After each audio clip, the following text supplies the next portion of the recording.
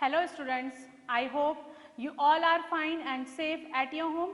This side Renu Mehra from Shiv Jyoti Educational Group Kota. बच्चों, आज हम आपकी हिंदी व्याकरण की पुस्तक कनक के पाठ 8 क्रिया के काल, पाठ 9 विराम चिन्ह, पाठ 12 गिनती और पाठ 19 वर्तनी की सामान्य अशुद्धियां का दौरान करेंगे। तो सबसे पहले हम दौरान करेंगे बच्चों पाठ 8 क्रिया के काल का। उसके लिए आप अपनी पुस्तक कनक के पृष्ठ संख्या 34 पर आएंगे। वहां आपको मिलेगा पाठ 8 क्रिया के काल। तो बच्चों, जैसे कि हम पहले भी पढ़ चुके हैं, सबसे पहले हमने पढ़ा था क्रिया। क्रिया का अर्थ क्या होता है? किसी भी काम के करने या होने का पता चले वो क्रिया कहलाती है। और काल का अर्थ होता है समय।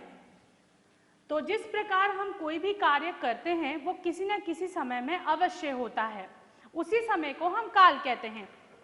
तो पृष्ठ संख्या 34 पर आप इसकी परिभाषा देख सकते हैं बच्चों।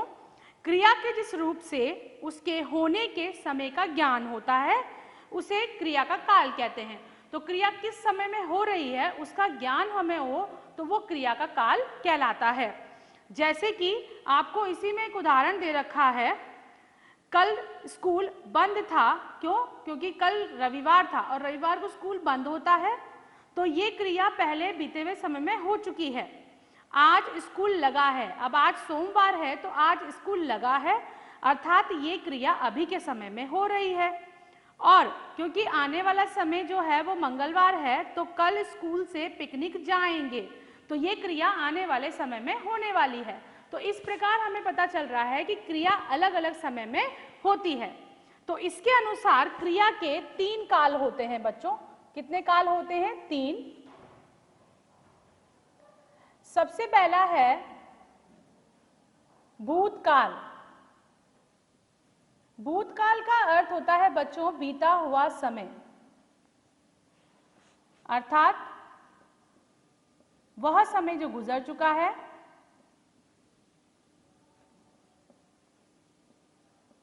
अर्थात वह क्रिया जो बीते हुए समय में हो, तो वो समय क्या कहलाएगा? भूतकाल। दूसरा होता है वर्तमान काल। वर्तमान काल का समय कौन सा होता है बच्चों? अभी का समय, अर्थात जो समय अभी चल रहा है वो वर्तमान काल कहलाता है।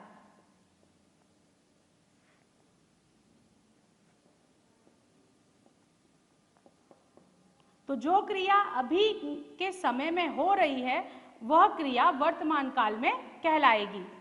उसके बाद तीसरा होता है भविष्यत काल।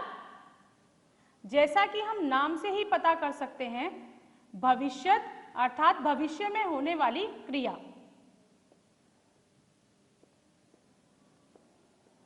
इसका अर्थ होता है आने वाला समय, जो अभी आया नहीं है, आने वाला है।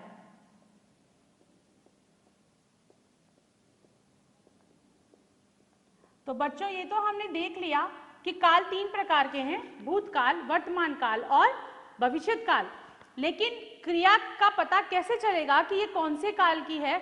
उसके लिए हमें क्या पता होना चाहिए कि जब हमें ये पता हो कि भूतकाल की क्रिया कौन सी है, उस क्रिया के वाक्य के अंत में था, हो गया या चुका जैसे शब्द आएंगे।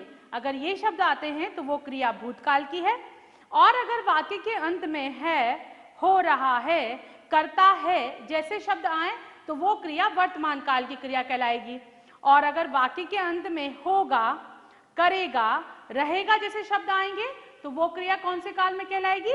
भविष्यत काल में कहलाएगी। तो इस प्रकार काल 3 प्रकार के हुए, भूतकाल, वर्तमान काल और भविष्यत काल। अब हम इस पाठ के अभ्यास प्रश्न देखते हैं बच्चों। उसके लिए आप पृष्ठ संख्या 35 पर आएंगे। वहां आपको सबसे पहले मिलेगा प्रश्न 1। प्रश्न 1 है, चित्र देखकर काल बताइए। आपको कुछ चित्र दे रखे हैं और उनसे जुड़े हुए वाक्य भी दे रखे हैं। आपको ये बताना है कि ये वाक्य कौन से काल का है। जैसे हमें पहला चित्र दे रखा है, बच्चा झूला झूलेगा। झूलेगा, हमने कहा था गा जैसा कोई शब्द आएगा तो वो क्रिया कौन से काल की कहलाएगी? भविष्यत काल की। अर्थात ये क्रिया अभी हुई नहीं है, आने वाले समय में होने वाली है। तो ये कौन सा काल हुआ? भविष्यत काल।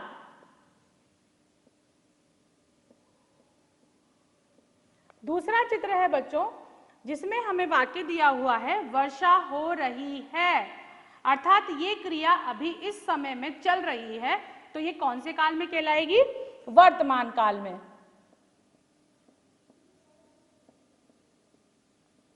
तो हम यहां लिखेंगे वर्तमान काल। इसी प्रकार आप बाकी के प्रश्न भी पूर्ण कर सकते हैं। प्रश्न 2, काल बताने वाले क्रिया शब्दों को सही स्थान पर लिखिए। यहां पर आपको वर्तमान काल, भूतकाल और भविष्यत काल लिखा हुआ दिख रहा होगा। आपको दिए गए बॉक्स में से शब्द छांट करके यहां लिखने हैं। जैसे पहला शब्द आपको दे रखा है रहा है। रहा है शब्द कौन से काल में आता है? वर्तमान काल में। तो हम वर्तमान काल के नीचे दिए हुए रिक्त स्थान में उसे भरेंगे। लिखेगी, लिखेगी अर्थात ये क्रिया आने वाले समय में होगी, तो ये कौन से काल की क्रिया हुई? भविष्यत काल की।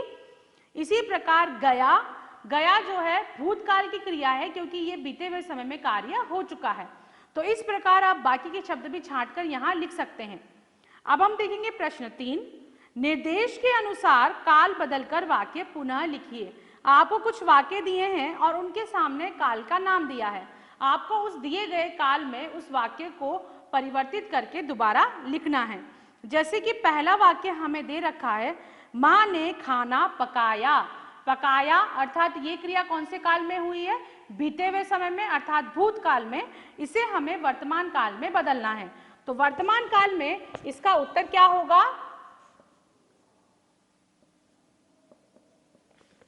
माँ ने खाना पकाया। वर्तमान काल में हम इसे लिखेंगे माँ खाना पकाती है, अर्थात वो ये कार्य अभी कर रही है या करती है, इसीलिए ये क्रिया कौन से काल में है? वर्तमान काल में। दूसरा वाक्य हमें दिया है रोहन घर जाएगा, अर्थात ये कौन से काल का वाक्य है? भविष्यत काल का, और हमें इसे किस में बदलना है? भूतकाल में। तो भूतकाल में ये वाक्य क्या होगा?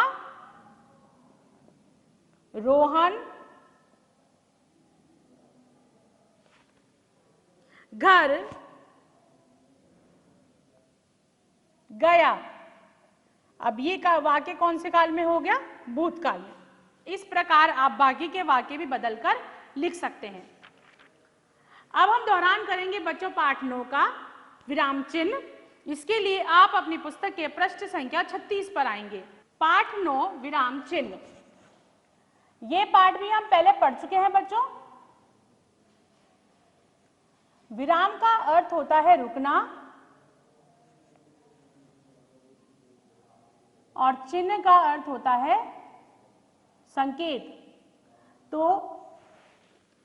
ऐसे चिन्ह जिनका प्रयोग हम रुकने के लिए करते हैं। जब हम वाक्य को पढ़ते हैं, लिखते हैं या बोलते हैं तो कई जगह हमें रुकना पड़ता है, तो हम वहां पर क्या लगाते हैं? विराम चिन्ह लगाते हैं, जिससे हमें वाक्य के अर्थ का पता भी चलता है। जैसे आपको पृष्ठ संख्या 36 पर उदाहरण दिया है, उमेश ने कहा बैठो मत, उसके बाद उसने एक चिन्ह लगाया और फिर लिखा जाओ, और फिर अंत में एक और चिन्ह लगा है। तो इसका अर्थ क्या हुआ कि उसने उसे बैठने के लिए मना किया है और जाने के लिए कहा है। वही वाक्य हमने दोबारा लिखा है, बैठो, फिर एक विराम चिन्ह लगा है, मत जाओ, और फिर अंत में एक और चिन्ह।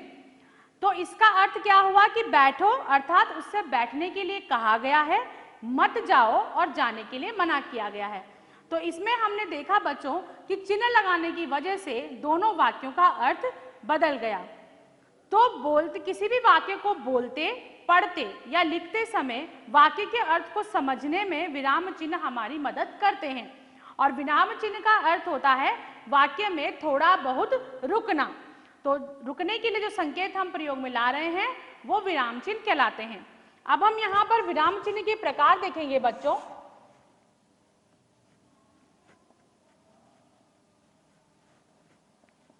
विराम चिन्ह के वैसे तो कई सारे प्रकार होते हैं,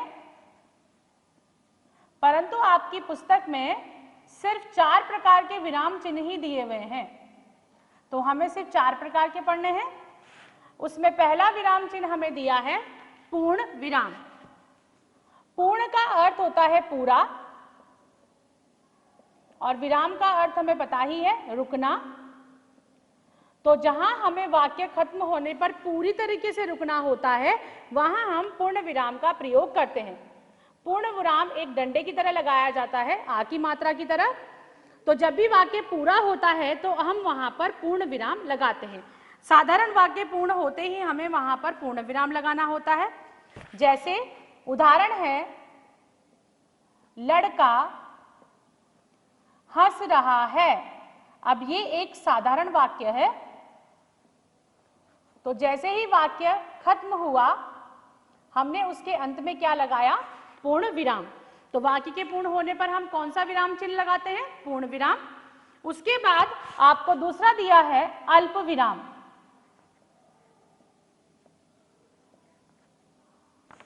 अल्प का अर्थ होता है थोड़ा। तो इसका अर्थ ये है कि जब वाक्य में हमें थोड़ा बहुत रुकना होता है तो हम अल्प विराम का प्रयोग करते हैं। अल्प विराम इस प्रकार लगाया जाता है, जब भी वाक्य में थोड़ा रुकना हो तो हम अल्प विराम का प्रयोग करते हैं। इसके अलावा जब किसी वाक्य में दो से अधिक वस्तुएं या दो से अधिक व्यक्तियों के बारे में बताया जा रहा होता है तो वहां भी हम अल्प विराम का प्रयोग करते हैं। जैसे कि हम यहाँ वाक्य देखते हैं, सीता अल्प विराम गीता और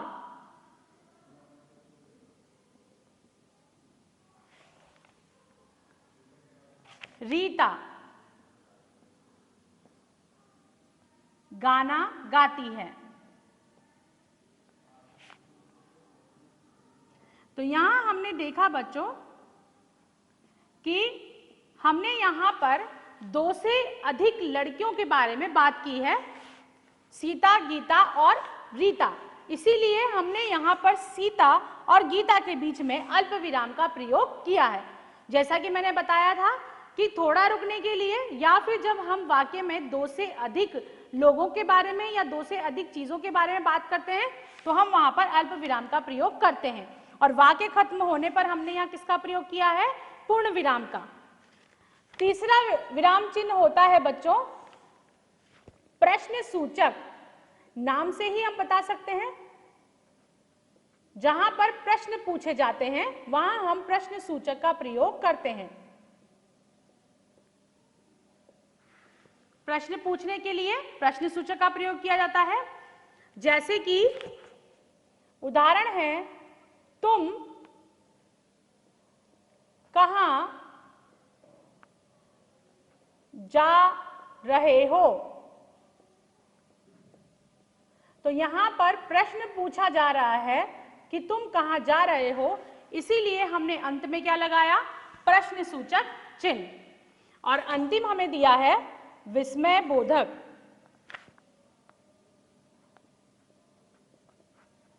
विस्मय बोधक चिन्ह का प्रयोग हम विस्मय बोधक शब्दों के बाद करते हैं।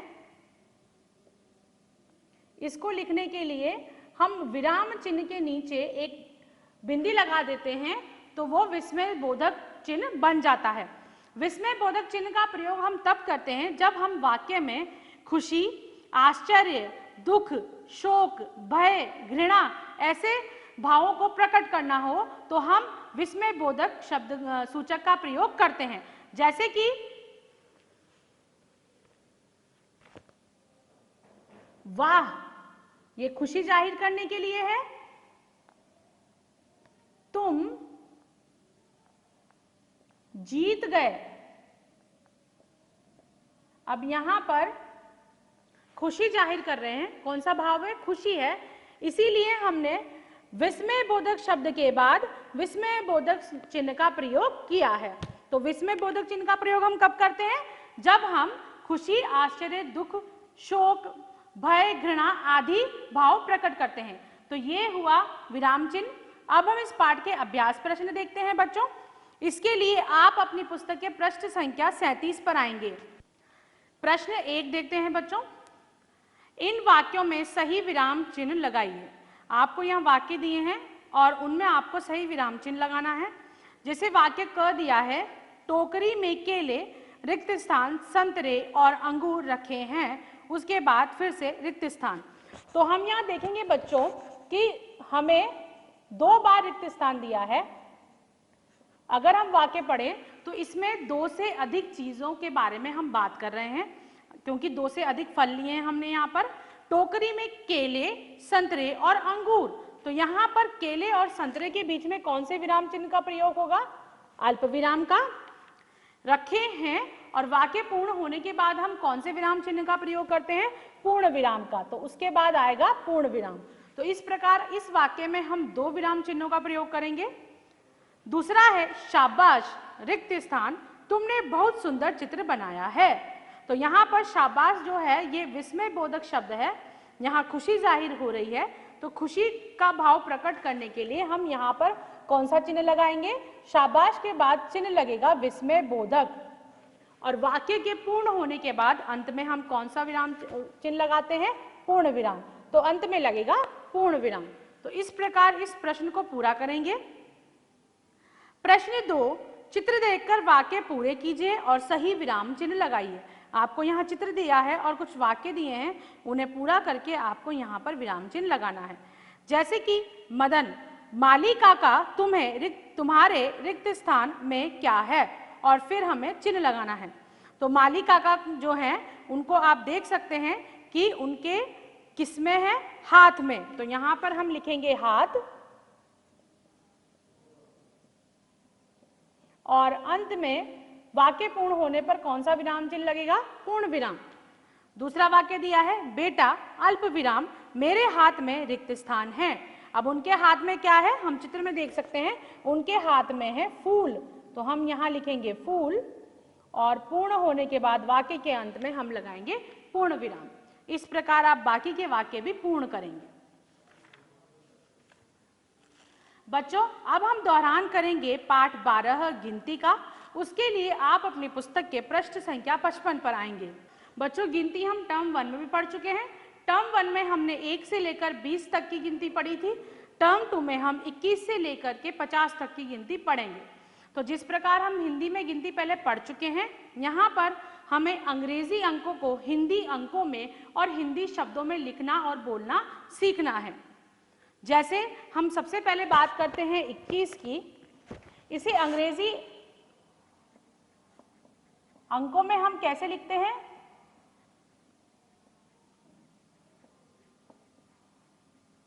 अंग्रेजी अंक में हम इसे लिखते हैं इस प्रकार, ये 21 है।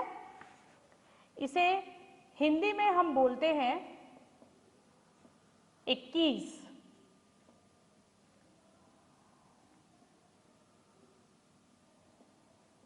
और इसे हिंदी अंकों में भी लिखा जाता है।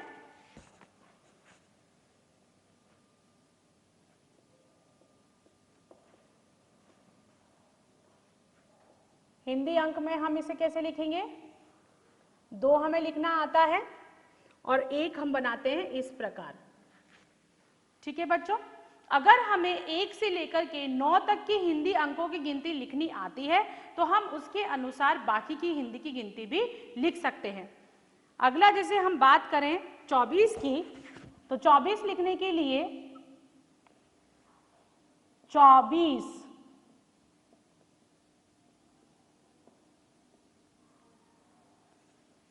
24 में भी 2 तो इस प्रकार और 4 हम इस प्रकार बनाते हैं।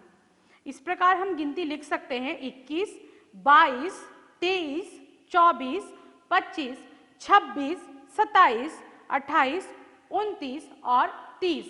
30 में 3 के बाद 0 लगाएंगे। इसी प्रकार हम 31 वाली गिनती देखते हैं, 3 और 1, इसे हिंदी में लिखते हैं 31, और हिंदी अंकों में लिखेंगे 3 और 1। 3 को नीचे से घुमाया जाता है। इसी प्रकार 31, 32, 33, 34, 35, 36, 37, 38, 39 और 40। और इसके बाद 40 के बाद हम 41 से लेकर के 50 तक की गिनती भी लिख सकते हैं। 4, और एक 41।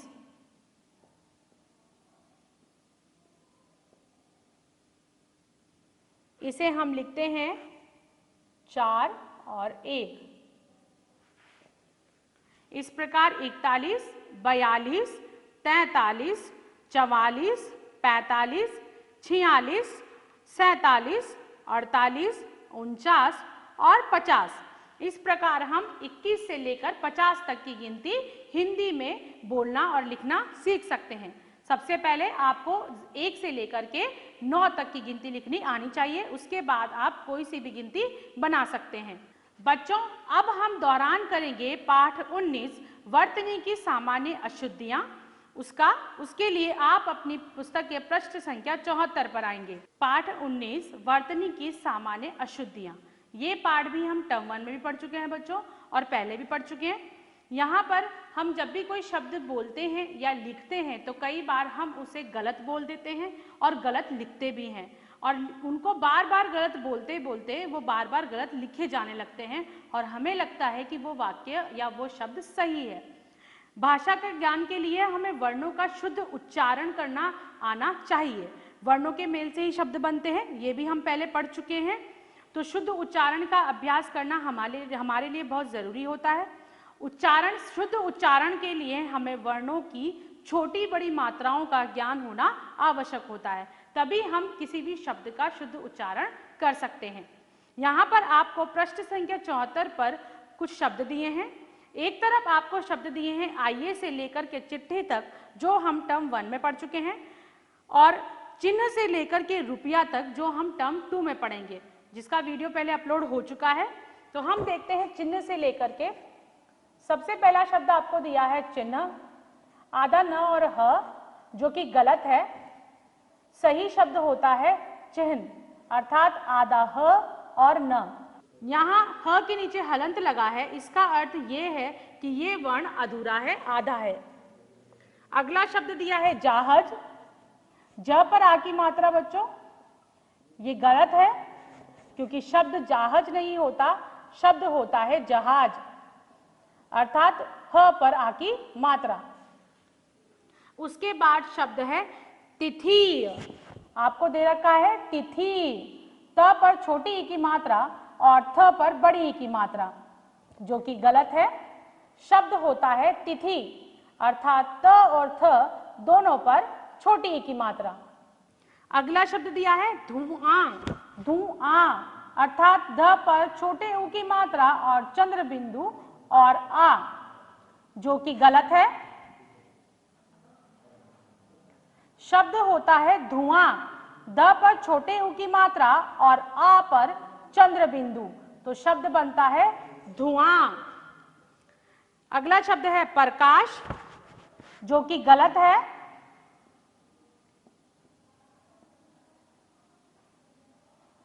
शब्द होता है प्रकाश, प पर पदेन की मात्रा, क पर आ की मात्रा और श शलगम वाला, तो शब्द बनता है प्रकाश। इस प्रकार आप बाकी के शब्दों का भी अभ्यास कर सकते हैं। तो बच्चों, मुझे उम्मीद है कि आपको पाठ 8, पाठ 9, पाठ 12 और पाठ 19 का दोहरान अच्छे से समझ में आ गया होगा। इसी प्रकार दोहरान करते रहिए। धन्यवाद।